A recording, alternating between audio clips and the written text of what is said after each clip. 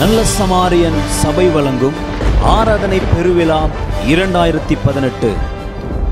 லூக்கா எழுதின சுவிசேஷம் 9வது அதிகாரம் 10வது வசனம். Look chapter 9 verse 10. அப்போஸ்தலர் திரும்பி வந்து தாங்கள் செய்த யாவையும் அவருக்கு விவரித்து சொன்னார்கள். என்ன விவரித்து சொன்னார்கள்? ஆண்டவர் தம்முடைய வல்லமையை தம்முடைய சீஷர்களுக்கு அப்போஸ்தலருக்கு கொடுத்து, நீங்கள் வியாதிகளை சுகமாக்க, பிசாசின் கட்டிலே பிடிக்கப்பட்டிருக்கிறவர்களை விடுதலையாக்க நான் உங்களை அனுப்புகிறேன் என்று அனுப்பினார். அதிகாரத்தை கொடுத்தார், வல்லமையை கொடுத்தார். அவர்கள் போய் ஊழியம் செய்தார்கள். இயேசுவின் நாமத்தை சொல்லும் பொழுதே பிசாசுகள் அலறி அடித்து ஓடினது, வியாதிகள் சுகமானது. ஒரு பெரிய ஒரு ஊழியத்தை, சக்சஸ்ஃபுல் மினிஸ்ட்ரியை அவர்கள் முடித்து திரும்பி வந்து சொல்லுகிறார்கள், ஆண்டவரே உங்களுடைய நாமத்தை சொன்ன அற்புதம் நடக்குது, பிசாசெல்லாம் ஓடுது. அதெல்லாம் நிறைய காரியத்தை சொன்னார். ஆண்டவர் சொன்னார், பிசாசுகள் உங்களுக்கு கீழ்ப்படுகிறதற்கு சந்தோஷப்படாதிருங்கள், பரலோகத்தில் உங்கள் பெயர் இருக்கிறதா என்று பாருங்கள். அற்புத அடையாளங்களை விட நித்திய வாழ்க்கை தான் மிக முக்கியம். அதை மிக மிக அதிகமாக அற்புத அடையாளங்களை கர்த்தர் இன்றைக்கும் செய்கிறார். அவர் அற்புதமானவர் என்பதில் எந்தவித சந்தேகமும். ஆமென், ஹல்லேலூயா. ஆனால் பெரிய அற்புதம் என்ன தெரியுமா? என் வாழ்க்கையிலே நான் பாவத்திலிருந்து விடுதலையாகி இயேசுவின் இரத்தத்தினாலே மீட்கப்பட்டு அவருடைய பிள்ளையாக மாறுகிறேனே, அதுதான் என்னுடைய வாழ்க்கையில் பெரிய அற்புதம். ஆத்தும ரட்சிப்பு தான் பெரிய அற்புதம். ஆமென். கை விளங்காம பரலோகம் போயிடலாமா? சொல்லுங்க. கால் நடக்க முடியாம பரலோகம் போயிடலாமா? போயிடலாம். ஆனால் மனம் திரும்பாத ஆத்மா எங்கே போகாது? அப்போ எந்த அற்புதம் முக்கியம்? சொல்லுங்க சத்தமா. புறஜாதிகள் ரட்சிக்கப்பட கர்த்தர் இன்றைக்கும் அற்புத அடையாளங்களை செய்து, ஆமென், தம்முடைய வசனத்தை உறுதிப்படுத்தி இந்த தேசத்தில் அநேகரை ஆண்டவருக்குள் கொண்டு வருகிறார். ஆனால் ரட்சிக்கப்பட்ட நமக்கு நம்முடைய முதன்மையான நம்முடைய சிந்தை நித்திய வாழ்க்கை, பரலோகம். இதை குறித்தே நாம் தியானித்து கொண்டிருக்க வேண்டும். நன்றாக கவனிங்கள். ஒரு பெரிய சக்சஸ்ஃபுல் மினிஸ்ட்ரிக்கு அப்புறம் ஆண்டவர் சீஷர்களை எங்கே கூட்டிக் கொண்டு போனார்?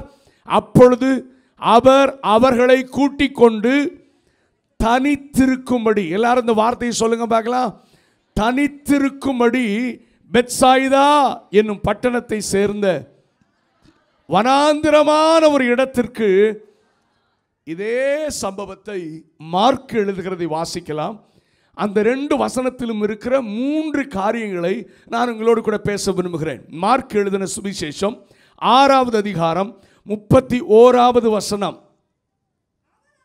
அவர் அவர்களை நோக்கி, வனாந்திரமான ஓரிடத்தில் தனித்து சற்றே இளைப்பாறுவோம், படி போவோம் வாருங்கள் என்று சொன்னார். போதும். இந்த 2 வசனங்களிலும் இருக்கிற 3 காரியங்கள். ஒன்று, அவரோடு தனித்திருப்பது. எல்லாரும் சொல்லுங்க சத்தமா. நிறைய பேர் சொல்லல. அவரோடு தனித்திருப்பது. இரண்டாவது, அவர் நமக்கு இளைப்பாறுதலை தருகிறார். மூன்றாவது, அவர் வனாந்தர பாதையில் நம்மை நடத்துகிறார். இந்த 3 காரியத்தையும் உங்கள் மைண்டில் யோசித்து பாருங்க, தியானிங்க. இதைத்தான் நாம் தொடர்ந்து சிந்திக்க போகிறோம். அவரோடு தனித்து இருத்தல், அவர் நமக்கு இளைப்பாறுதலை தருகிறார், மூன்றாவதாக வனாந்தர பாதையிலும் நம்மை நடத்துகிறார். ஆண்டவராகிய இயேசு ஊழியத்தை ஆரம்பிக்கும் பொழுது அவர் 40 நாட்கள் உபவாசித்து தன்னுடைய உபவாசத்தை முடித்து, ஆமென், ஊழியத்தை ஆரம்பிக்கிறார். ஆனால் ஞானஸ்நானம் பெற்று கரை ஏறின உடனே அடுத்த அதிகாரத்தின் ஆரம்பத்தில் எழுதப்பட்டிருக்கிறது, அவர் பரிசுத்த ஆவியானவரால் வனாந்தரத்திற்கு. எல்லாரும் சொல்லுங்க, பரிசுத்த ஆவியானவர் எங்க கொண்டு போறாரா? ஆமென். பரிசுத்த ஆவியானவர் உங்களை வனாந்தரத்துக்கு கொண்டு போனா எத்தனை பேருக்கு சந்தோஷம்? பார்த்தீங்களா? ஆமேன்னு வரல, அல்லேலூயாவும் வரல. ஆமென். இன்னைக்கு இந்த மாதிரி வார்த்தைகளை கேட்கறது இல்லைல்ல. பரிசுத்த ஆவியானவர் எங்க கொண்டு போறாரு? ஆமா, தண்ணி நீர் பாய்ச்சலான இடத்துக்கும் கொண்டு போவார், ஒரு சில நேரத்தில் வனாந்திரத்துக்கும் கொண்டு போவார். எந்த பாதையில் நடத்தினாலும் அவர் என் கூட இருக்கிறார். அன்றியும் அவருடைய தீர்மானத்தின்படி அழைக்கப்பட்டவர்களாய் தேவனிடத்தில் அன்பு கூறுகிறவர்களுக்கு சகலமும் நன்மைக்கு ஏதுவாக நடக்கிறது. ஒரு அல்லேலூயா சொல்லுங்க பார்க்கலாம். எந்த பாதையாக இருந்தாலும் அவர் என்னோடு கூட இருக்கிறார். அதனால் வனாந்தரத்தை குறித்தும் பயம் இல்லை, அக்னியை குறித்தும் பயம் இல்லை, ஆறுகளை குறித்தும் பயம் இல்லை, சிங்க கெபியை குறித்து பயம் இல்லை. ஆமென். மரண பள்ளத்தாக்கில் நான் நடந்தாலும் பொல்லாப்பிற்கு பயப்பட மாட்டேன், ஏனென்றால் தேவரீர் என்னோடு கூட இருக்கிறீர். ஹல்லேலூயா. ஆமா. எதுக்கு வனாந்தரத்தில் அவர் என்னை நடக்க வைக்கிறார்? ஏன் வனாந்தரத்துக்கு என்னை கொண்டு போறார்? ஆவியானவர் நடத்தணும்.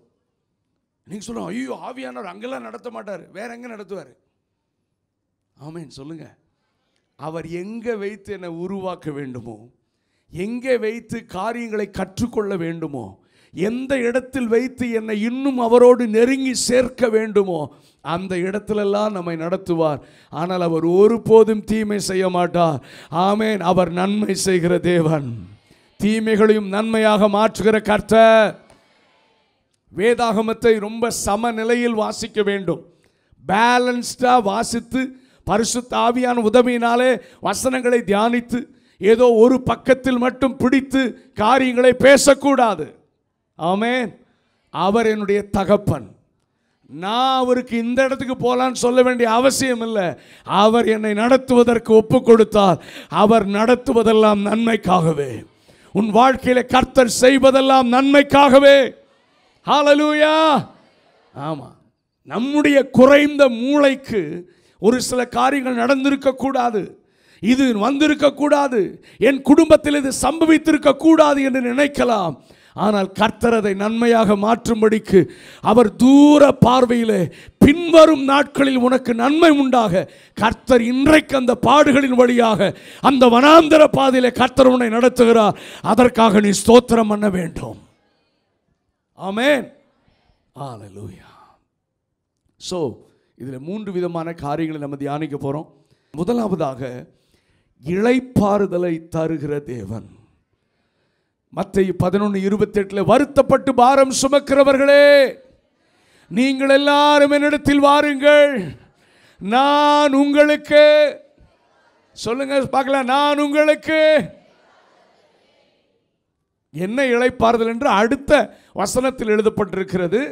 அவர் என்ன இளைப்பாறுதலை கொடுப்பாரா? உங்கள் ஆத்துமாக்களுக்கு இளைப்பாறுதலை கொடுப்பாரா? என்ன இளைப்பாறுதல்?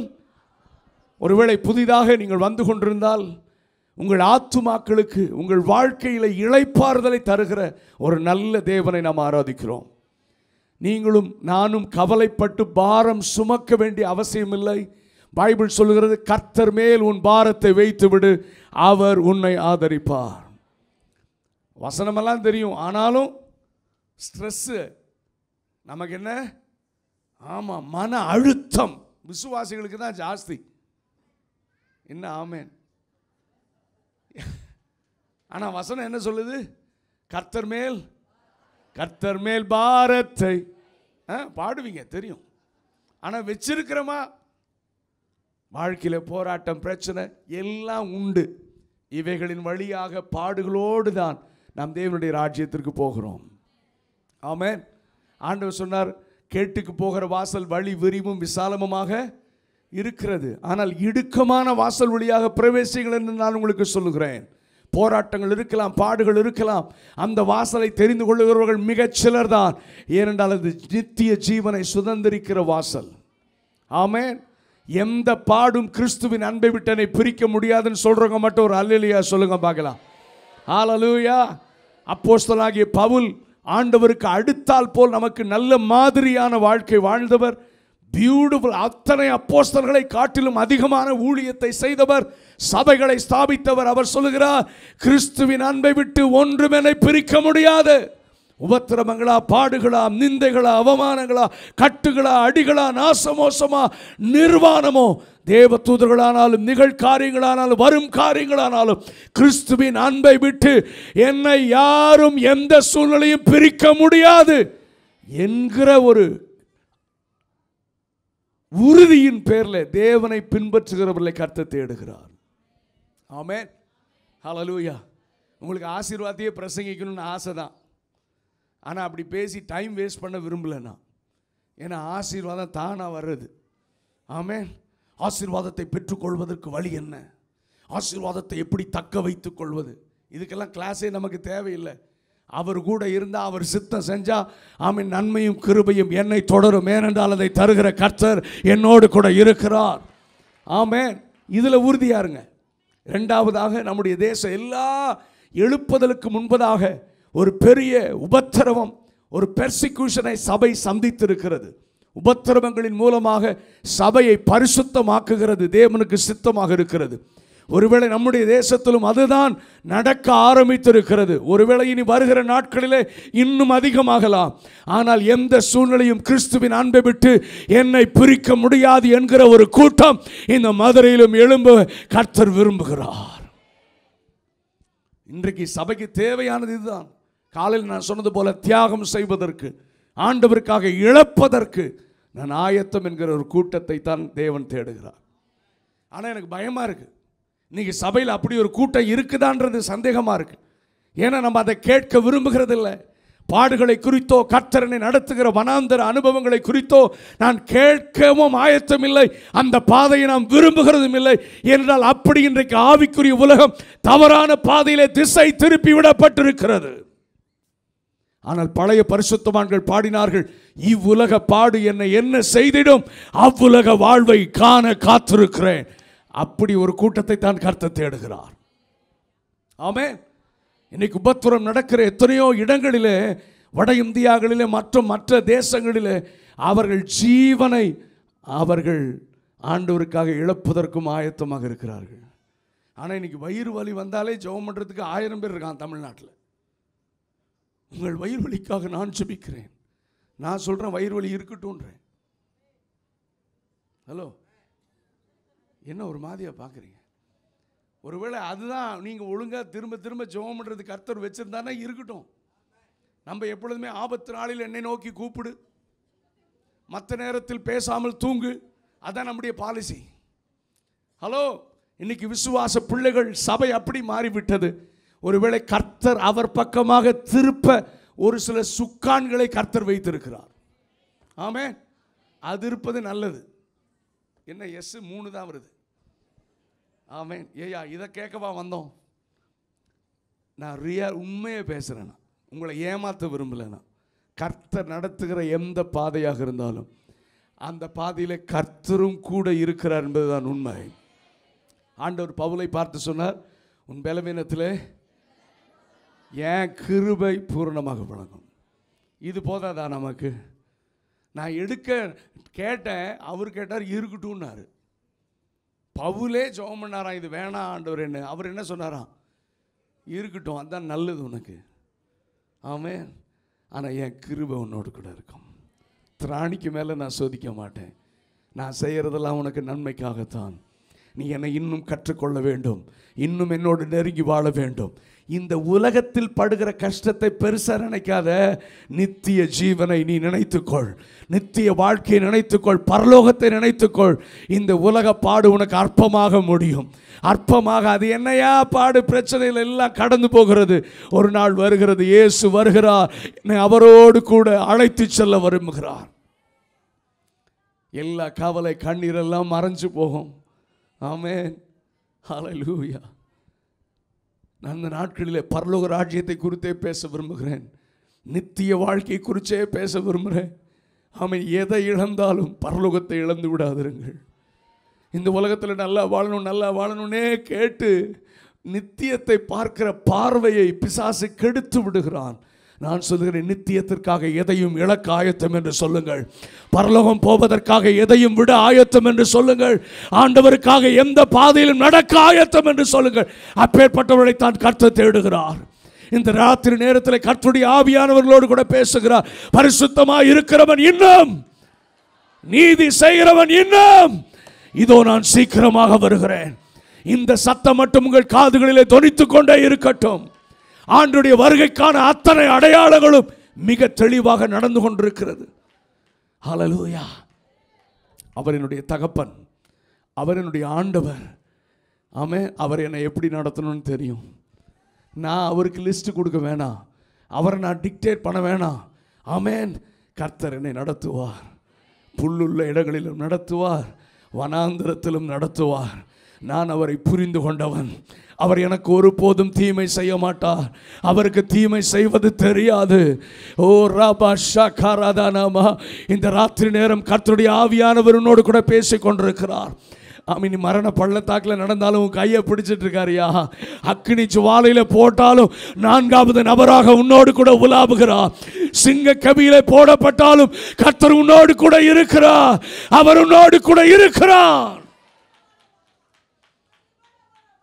எந்த சூழ்நிலையும் அவர் அன்பினின்று என்னை பிரிக்காது காத்து கொள்வார். கண்களை மூடிங்க, வலது கரத்தை உயர்த்தி சொல்லுங்க.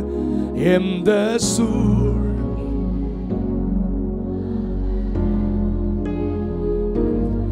என்னை பிரிக்காது காத்து, ஓ என்னை நம்பி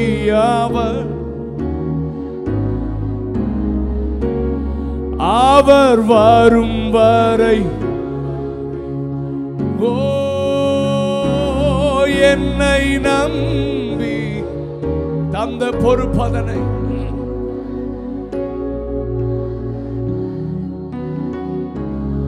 எல்லாரும் எழுந்து நின்று திரும்ப ஒரு விசை. எந்த சூழ்நிலையும், எந்த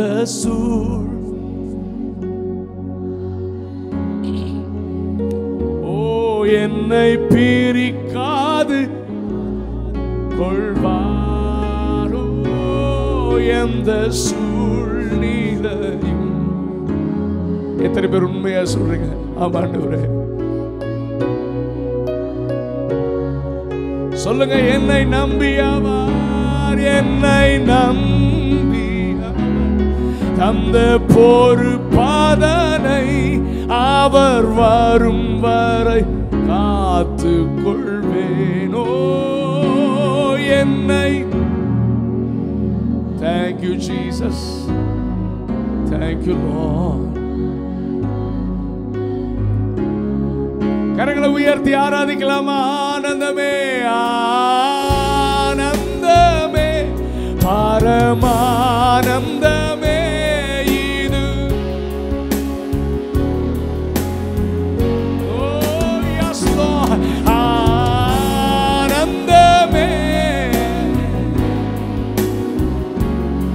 இது மாபெரும் பாக்கியமே. இந்த பார்தலத்தின் சொந்தக்காரர் இவர்.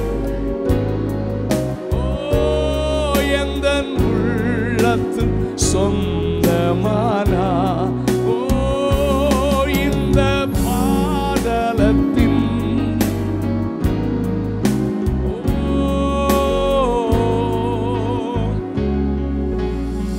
எத்தனை பேர் உண்மையா சொல்றீங்க? எந்த சூழ்நிலையும் அவருடைய அன்பு விட்டு என்ன பிரிக்க முடியாதுன்னு சொல்றவங்க மட்டும் 2 கரங்களை உயர்த்தி உண்மையா சொன்னா. மற்றவங்க கஷ்டப்படாதீங்க.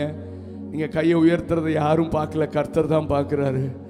ஹல்லேலூயா. ஆண்டவரே, ஆமென். பரிசுத்த ஆவியானவரே, ஃபாதர் அழகா பாடியிருக்கிறாங்க. எங்கு செல்ல வேண்டும், என்ன சொல்லணும், நீங்க வழி நடத்துங்கப்பா.